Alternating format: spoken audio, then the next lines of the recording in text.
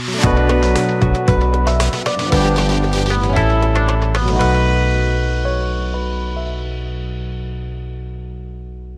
जी हमारे वर्तमान और संभावित निवेशक। अंग्रेजी में सर एक कहावत है, morning so the days. Hindi में अगर कह दें तो होनहार बिरबान के होते हैं चिकने पात। एलआईसी पे लागू हो रहा है। कैसे लागू हो रहा है आपको आज के इस वीडियो में बताने वाला हूँ sir. 1 2 3 like, subscribe, comment, request आपके इस फ्रेंड का, आपके इस दोस्त का। आपके प्यारे प्यारे कमेंट हमें बहुत मोटिवेट करते हैं, तो वो ज़रूर करते रहिएगा। हम फाइनेंस की दुनिया के, म्यूचुअल फंड इंडस्ट्री के, लाइफ इंश्योरेंस इंडस्ट्री के और तमाम खबरें आपको लगातार लाके देता रहूँगा। तो एजुकेशन पर्पज से देख लीजिए, बहुत इंपॉर्टेंट है। क्या इंपॉर्टेंट है? एलआईसी ने बनाया नया रिकॉर्ड। ये अप्रैल की कहानी बता रहा हूँ और मैंने आपको बताया शुरुआत में कि कहते हैं होनहार बिरबान के होते हैं चिकने पात। ऐसा ही होनहार बिरबान कैसे बन गया ये एलआईसी?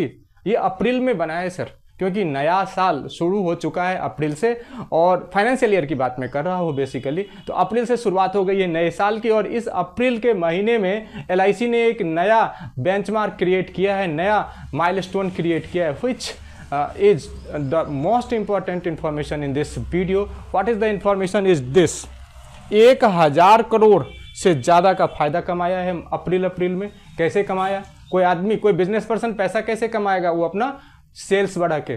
तो सेल्स बढ़ाया है एलआईसी ने जी। And the most important information in this video, most important education in this video is 10%, 10% से ज़्यादा का प्रीमियम इन्होंने इस अप्रैल के महीने में कलेक्ट किया है। ऐसे में आप ये जानना चाहेंगे कि जब इस अप्रैल में 10% से ज़्यादा का प्रीमियम इन्होंने, नया प्रीमियम, एनबीपी जिसे इन शॉर्ट कहते हैं इंश्योरेंस वाले अपनी भाषा में, आपके लिए यूँ समझिए कि नई पॉलिसी जो बेची है उससे जो इनका प्रीमियम इनकम आया है उसमें इन्होंने इजाफा किया है 10% का। ऐसे में आपको ये जानना बेहद ज़रूरी होगा कि पिछले अप्रैल महीने में इन्होंने 2024 के अप्रैल महीने में इन्होंने कितने का सकल प्रीमियम इकट्ठा किया था, और इस अप्रैल 2025 में कितना इकट्ठा किया, दोनों में गैप कितने का रहा, तो प्रतिशत खुद ब खुद आप निकाल पाएंगे।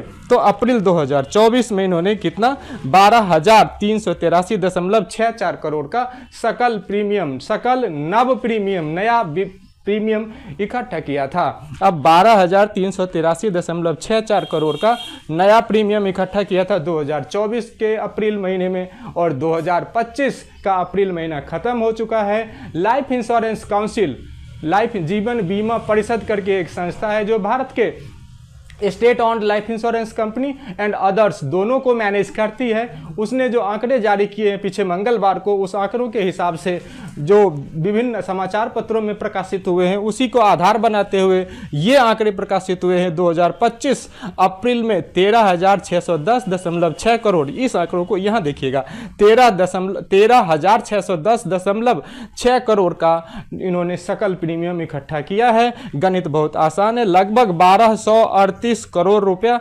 ज्यादा इकट्ठा नए बिजनेस से इन्होंने अप्रैल के महीने में किया है। लगभग मोटा माटी अगर देखें तो 10% का नया बिजनेस इन्होंने किया है। और कभी कभी कहते हैं ना कि अगर फैमिली में अगर एक अच्छा कर जाए तो खरबूजे को देख के खरबूजा रंग बदलता है। अगर स्टेट ऑन्ड एलआईसी ने अच्छा परफॉर्मेंस कर लिया तो फिर इनको देखते देखते प्राइवेट इंश्योरर ने भी अच्छा कर लिया। अगर इन्होंने 10% का अगर इंक्रीमेंट दर्ज किया ईयर ऑन ईयर बेसिस पे, तो प्राइवेट इंश्योरर ने भी कुछ कम नहीं किया है। उन्होंने भी लगभग 6.5% के आसपास पीछे की अपेक्षा अच्छा परफॉर्मेंस किया है। एचडीएफसी सबसे आगे रही है, मैक्स इंश्योरेंस और एक्सिस वाले भी उनके पीछे रहे, और बाकी अच्छे परफॉर्मेंस और प्राइवेट इंश्योरर लोगों के भी रहे हैं। सो कहते हैं जब इंडस्ट्री का माहौल अच्छा रहता है तो हर कोई अच्छा करता है। एलआईसी ने आगे बढ़ के स्टेक लिया, सबने अच्छा परफॉर्मेंस किया। इंश्योरेंस इंडस्ट्री के लिए यह एक हाइजेनिक सिचुएशन बना रहा। अब अंदर एलआईसी के अंदर की बात थोड़ी सी कर लेते हैं सर जी। अंदर की बात करते हैं, LIC chairperson, managing director and CEO Siddharth Mohanty, जून में उनका टर्म खत्म हो रहा है। Siddharth Mohanty, who is the chairman and the managing director, chief executive officer of LIC, his term is going to end in July. And LIC management, कहते हैं ना कुआं खोदती तब नहीं खोदती जब आग लग जाए। LIC मैनेजमेंट काफ़ी स्ट्रैटेजिक पॉलिसी अपनाती है, दूरदर्शी है, इसलिए 2 मैनेजिंग डायरेक्टर पहले से उन्होंने पाइपलाइन में रेडी कर रखा है, दिनेश पंत और रत्नाकर पटनायक। दिनेश पंत और रत्नाकर पटनायक।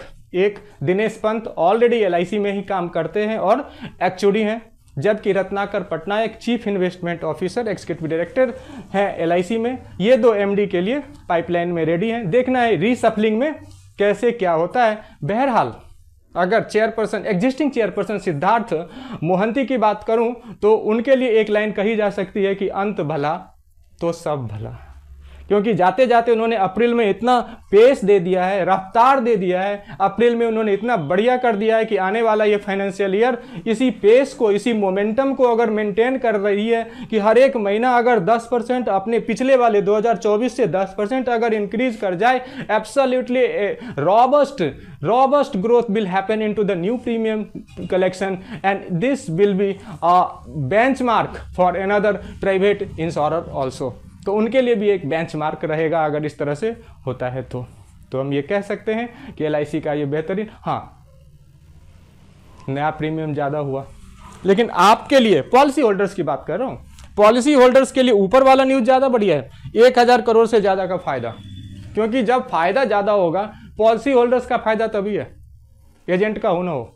LIC होल्डर का फायदा पॉलिसी होल्डर्स का, क्योंकि बोनस का रेट तय होता है आपके इस मुनाफे से। यूलिप पॉलिसी को अगर हटा दें तो यूलिप पॉलिसी को हटा करके बाकी यूलिप पॉलिसी, टर्म पॉलिसी, कुछ इस तरह के एक्सेप्शनल पॉलिसीज को हटा दें, तब जो पॉलिसी बचती है पार्टिसिपेटिंग, उसमें सर ये 1000 करोड़ से ज़्यादा का फायदा आपके बोनस पे इम्पैक्ट डालेगा।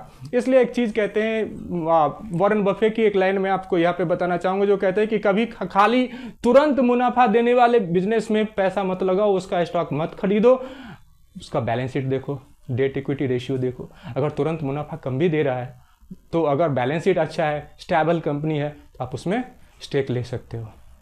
LIC पॉलिसी में भी थोड़ा बहुत ऐसा ही लागू होता है कि आप अदर प्राइवेट इंश्योरर या अदर इंश्योरर को जब देखेंगे तो हो सकता है रीसेंट, हो सकता है आपको एग्जिस्टिंग बेनिफिट ज़्यादा दे रहा हो, लेकिन LIC लॉन्ग रन में ऑलवेज आपको अच्छा बना के देगी, क्योंकि उसका बहुत बड़ा एम्पायर है और उसका 1-2% का इजाफा भी हजारों करोड़ का इजाफा बन जाता है, जिसका कि आपको फायदा मिलता है।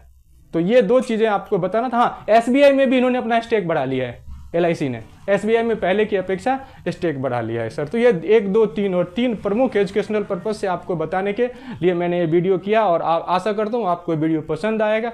और अगर आपको कुछ सुझाव है LIC से रिलेटेड तो ज़रूर लिखिएगा। बहरहाल LIC की अगर कोई पॉलिसी लेनी हो तो आप ऐसे वैसे मत खरीदिएगा, नियरेस्ट LIC ब्रांच को संपर्क करिएगा, LIC के जो कंसर्न बीमा ऑफिसर्स हैं उनको संपर्क करिएगा, या आपके आस पड़ोस में कोई भरोसेमंद LIC एजेंट हो उनसे संपर्क कीजिएगा। बाकी डिस्क्रिप्शन में लिखिएगा। आपका ये वीडियो कैसा लगा, धन्यवाद।